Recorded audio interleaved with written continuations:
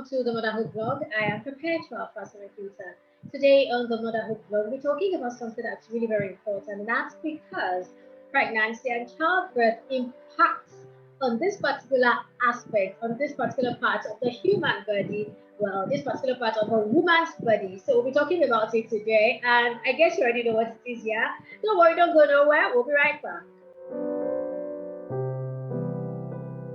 Hi, it's so good to have you on board. If this is your very first time of joining us on the Motherhood Blog, thank you so much. And don't forget to subscribe. Yeah, thank you. Well, if you're a returning subscriber, thank you so much for always returning to my channel. I do appreciate you, and you know that I love you, yeah? Thank you. Don't forget to subscribe.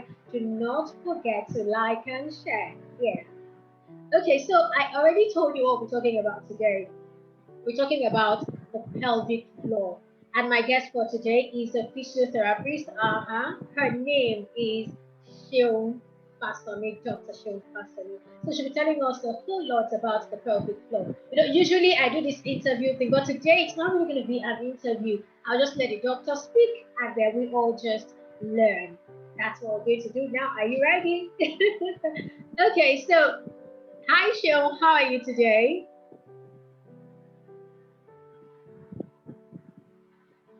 I'm fine. Good afternoon. Thanks for having me. Thank you for joining us. It's so good to have you on board, and you look so good.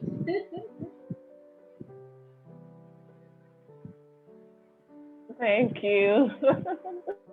Thanks so much to be here to talk about a very important topic that is very important to women. It's the privilege for having me. Yeah. Okay, so very quickly, why is it necessary that we have this conversation at this time?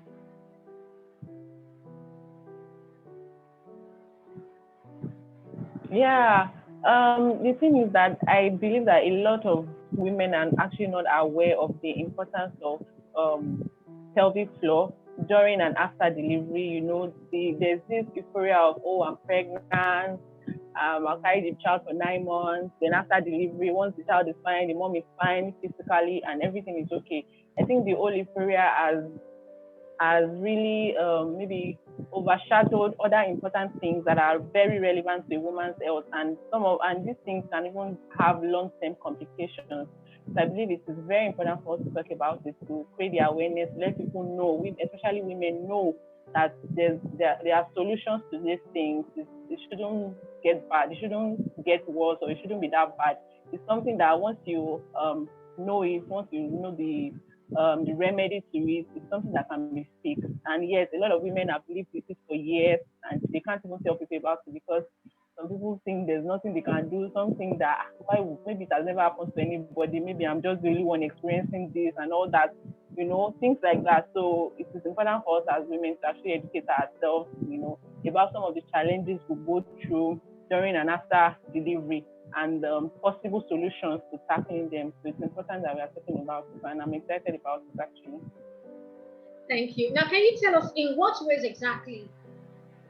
Okay, the thing is, pelvic floor is like, I can say it's like a support. It's like a floor. You find it at the base of the torso, the base of the pelvic cavity, and it supports the uterus. The uterus is the organ that carries the baby, right? Support not just the uterus, the bladder, the rectum, and the like. So the pelvic floor is like what gives them support, actually. So during pregnancy, what happens is that a lot of things go on during pregnancy that put pressure on the pelvic floor. For instance, the growing baby in the uterus, the pelvic floor has to do more work to support the growing baby in the uterus more than what it has been doing before. So there's more pressure on the pelvic floor. Pregnancy hormones, the fact that you're pregnant as a woman, a lot of hormonal changes are going on just to ensure that you have a safe delivery, which is normal. But at the end of the day, it further softening the pelvic floor, because during pregnancy, as the baby is growing, all those structures have to be able to expand to accommodate the growing baby. During delivery, all those structures have to be flexible enough for the baby to come out. All these things, they are normal physiology, but at the same time, they also put pressure on the pelvic floor. So it's important. So it's important that after delivery and even during pregnancy, we pay attention to the pelvic floor so that we can get them back into shape. When a woman gives birth, the first thing on her mind, as long as she's healthy, is that she wants to get back in shape. I need to exercise, I need to watch my diet, I need to get back into shape and all that. But it's not only our physical appearance that we need to get back into shape. We also need to make sure that the pelvic floor gets back into shape so that it can function optimally the way it used to function. And there are a lot of the pelvic floor is very important for a lot of functions, Okay, I want to ask you a question here. When there is a problem with the pelvic floor, how will I know, or how does it affect me?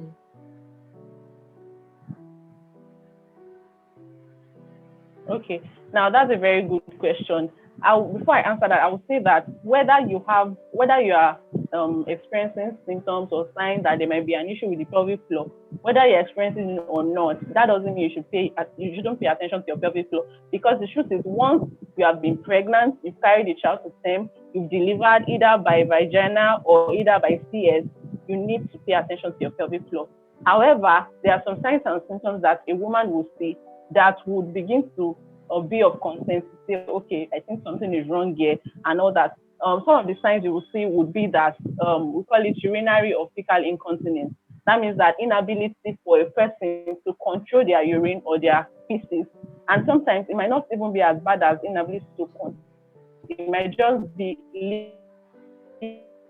leakage of urine, or coughing or any strenuous activity. The woman might find she's leaking or she leaks feces, and it means that the pelvic floor has to be paid at. You have to pay attention to the pelvic floor at that particular point in time. There are other serious complications that could occur. It could be pain during sexual activity. It could be pelvic pain. It could be prolapse. That means that there's a feeling of bulge from the vagina, as if when the organs are not properly positioned, there's a distance. So the woman can be feeling like, okay, a feeling of heaviness at the vaginal region. It means there's an issue with the pelvic floor. So, but basically, when there's pain at the pelvic region, when there's pain during sexual activity, inability to control urine or feces, or when there's urine or feces, stool leakage, those are signs that will point us to the fact that, okay, you have to get your pelvic floor evaluated. Yeah. Okay, thank you. I like that you've said that now. So you just go ahead and tell us what to do, because you already said it doesn't matter, whether you're having symptoms or not. We just have to pay attention to the pelvic floor. So how can I pay attention to the pelvic floor? What are the things I'm supposed to do?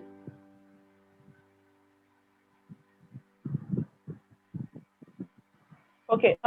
Like I said, after delivery, for the pelvic floor, actually, there are a lot of things, a lot of factors that can impact negatively on the pelvic floor. It could be trauma. It could even be road traffic accidents that led to maybe a pelvic fracture. Different factors. It could be congenital. Some people, it could be that they were born with a particular condition that made their pelvic floor weak. There could be a series of factors, but the truth is that childbirth is the highest risk factor to pelvic floor dysfunction. It's a major threat to pelvic floor dysfunction. Yeah, exactly. So, whether it's CS, whether it's vagina, the threat is there. It's just that for vaginal delivery, it is more, because aside from the hormonal changes during pregnancy, aside from the pelvic floor having to withstand the weight of a growing baby, during the process of labor, there's a lot of strain, there's a lot of stretch on the pelvic. So further putting pressure on it, unlike when it's CS, you don't really have to go through all that. But the truth is that once you are pregnant, once you are going to have a baby, it's important that you start working on your pelvic floor. And the first thing to do is to identify your pelvic floor muscle, because the truth is, you might say that, oh, I'm doing pelvic floor exercise, also known as Kegel exercise. Actually, it's also known as Kegels, as a common name. So you could say, oh, I'm doing it, but the truth is, you might not actually be doing it. You are just doing something. So the first thing is to identify your pelvic floor. Once you are able to identify your pelvic floor, then you can begin to carry out the exercises. And to identify the pelvic floor, it's not so difficult. You have to imagine that you're stopping the flow of urine at the sound of a fire alarm. Now, imagine you are in the toilet, you're trying to urinate, and you just suddenly hear fire, fire, fire, in your neighborhood, the immediate thing to do is to stop. You just automatically stop. You know, you won't even be able to control the outcome. So that's the idea. So the sudden stop of the flow of urine and the sound of the fire alarm, when you're able to do that, you have been able to isolate the pelvic floor. Or let's say your first date and you want to prevent yourself from fasting. You know, you are just trying to squeeze your inner so that the fat doesn't come out. All those things you are doing is that pelvic floor that is working. So if you are not able to do that, then there's an issue with your pelvic floor. So basically, once you try that out and you see that you're able to do it, then you've been able to identify your pelvic floor. But we should bear in mind that this activity should not be done when you're actually urinating. It is not right for you to try it out while you are urinating, because it could cause more harm than good. The truth is that it could cause urine retention, leading to infection. So you don't really have to try it out when you are urinating. Just imagine what you would do if you were urinating and you suddenly want to stop the flow of urine. So you would try to squeeze your vagina, your inner vagina. You squeeze it and lift it up. That's the activity. Once you squeeze and lift up, then at that point you are contracting your pelvic floor muscle. Because what actually happens after delivery is that the pelvic floor muscles become weak. That's what happens. So you want to strengthen them, just like you will strengthen a muscle. You know, just like you are building muscles. So the pelvic floor, so you need to build, you need strengthening. It's just that we can't see it with your bare eyes, except you're connected to a monitor. You can't really see it. So, but you can use it. You can activate it. You can contract it. So doing that over and over again will help strengthen the pelvic floor muscles, you know, and return them back into shape, especially for women who are going to have multiple deliveries, because that's one of the things that can also, multiple deliveries also can also impact on the pelvic floor. So after your first baby, you want to do these exercises to get them back into shape, you know, for the next delivery. So you will not be having accumulation of micro trauma that accumulates from the first pregnancy, second pregnancy, and the like. So once you're able to identify your pelvic floor muscle, the way I just explained, the next thing for you to do is to actually begin to carry out the exercises. So how do you carry out these exercises? You have to carry out the exercises in 2 ways, because we have what is known as the fast and the slow twitch. So the first thing is you squeeze and lift the muscle and you release it. So squeeze, lift, release, squeeze, lift, release. That's the first thing. Then after doing that, you have to squeeze, lift, and hold.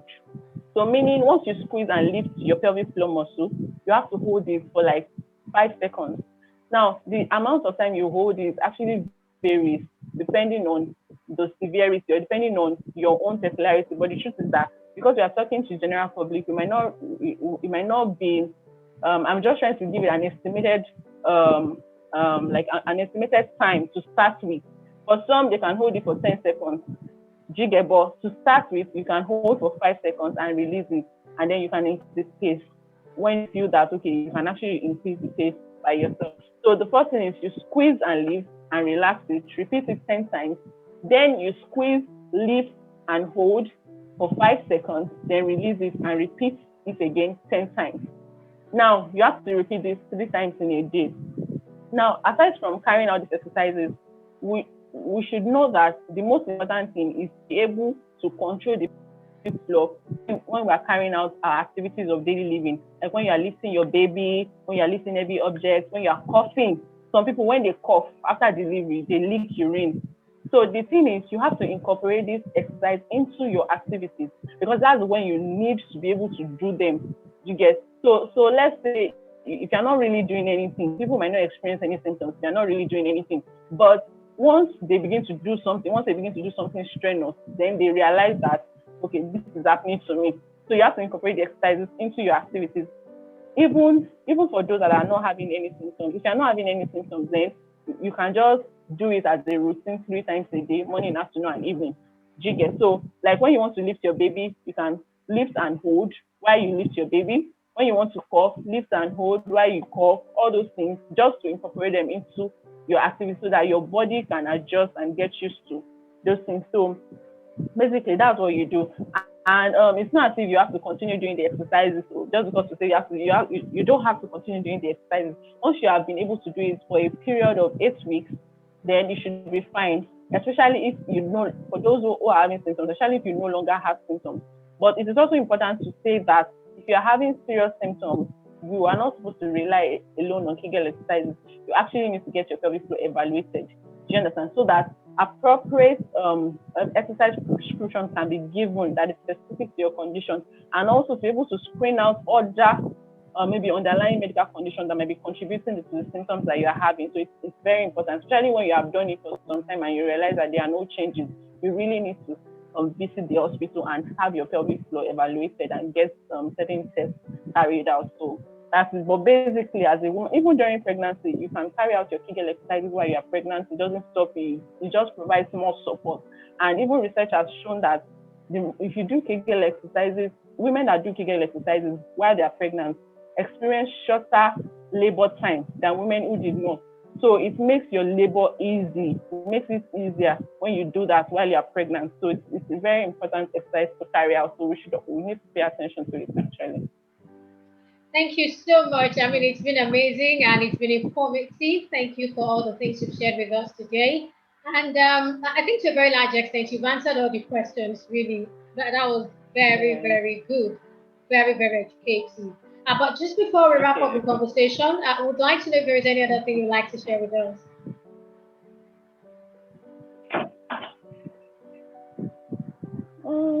Well, there's no other thing.